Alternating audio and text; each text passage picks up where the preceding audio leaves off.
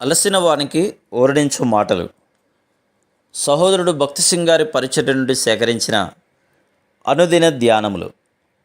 September 25. అయితే మేము సిలువ వేయబడిన క్రీస్తును ప్రకటించుచున్నాము. 1 కొరింథీ 1:23. యేసుక్రీస్తు ప్రభు యొక్క సిలువను గురించి ఎన్నో తప్పు బోధలు ప్రబలుట ఈ దినములలో చూడగలం. ప్రజలు శ్రమల ద్వారా వెలుచున్నప్పుడు ఇది నా సిలువ, నేను మోయవలసినదే అని అనుచుందురు. భార్యాభర్తలు ఇరువురు ఒకరితో ఒకరు పొసగకపోయినప్పుడు, లేక ఎవరైనాను పేదరికం ద్వారా కష్టపడుచున్నప్పుడు అదే వారి సిలువ అని తలంచెదరు. కొంతమంది క్రైస్తవులు సిలువలు అన్ని చోట్ల, ఇంటిలోనూ బయటను దేవాలయంలోనూ పెట్టుకుందరు. వారు సిలువలను వారి జేబులోనో లేక వారి మెడలోనో కలిగి ఉందరు. సిలువ గుర్తును దినమునకు ఎన్నోసార్లు వేసి తద్వారా అనేక దీవెనలు పొందుదురని తలంచెదరు. సిలువను ఎంతగా ధరించినను, మోసినను లేక ఆరాధించినను సిలువ యొక్క శక్తి మన జీవితంలోనికి రాదు. సిలువ శక్తి మనలో పనిచేయడం ద్వారా మాత్రమే విజయమును, ఆశీర్వాదమును మన జీవితంలోనికి తీసుకొని రాగలదు.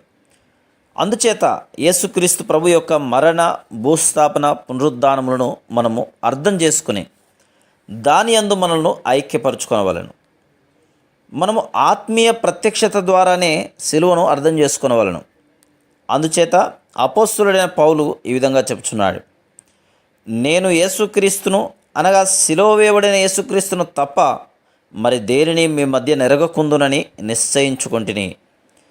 1 కొరింథీ 2:2. అయితే మన ప్రభువైన యేసుక్రీస్తు సిలువ యందు తప్ప మరి దేని యందును అతిశయించుట నాకు దూరమవునుగాక. దాని వలన నాకు లోకమునకు నేనును సిలువ వేయబడి ఉన్నాము. గలతీ 6:14 అని పౌలు చెప్తున్నాడు. పౌలు భాషలను బట్టి అతిశయించుటలేదు. 1 కొరింథీ 14:18. దర్శనములు బట్టి కానీ, మూడవ ఆకాశమునకు కొనిపోబడుటను బట్టి కానీ, సూచక క్రియలు, అద్భుతములు, మహత్కార్యములను చేయుటను బట్టి కానీ, 2 కొరింథీ 12:12. అతడు కఠిన సంఘములను బట్టి కానీ అతిశయించుటలేదు. ఎంతో మనఃపూర్వకంగా చెప్పినదేమనగా, ప్రభువైన యేసుక్రీస్తు సిలువ యందు తప్ప మరి దేని యందును అతిశయించుట నాకు దూరమవునుగాక. సిలువ అనుభవము పౌలు జీవితమును అనుదినము బలపరుచుతున్నది.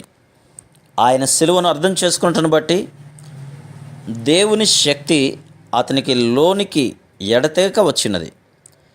సిలువను అర్థం చేసుకునుట మరియు దానిని అనుభవించుట రెండును ఎంతో అవసరం. దేవుని శక్తి మనలోనికి యేసుక్రీస్తు ద్వారానే రాగలదు. సిలువను గూర్చిన వార్త రక్షింపబడుచున్న మనకు దేవుని శక్తి. 1 కొరింథీ 1:18. యేసుక్రీస్తు మరణించి భూస్థాపన చేయబడి మరియు 3వ దినమున తిరిగి లేచుటను బట్టి ఆయన శక్తిని పరిపూర్ణముగా మన జీవితములలో అనుభవించగలం. మనము యేసుక్రీస్తునందు నమ్మిక ఉంచిన యెడల ఆయన గొప్ప శక్తిని మనకు అనుగ్రహించును.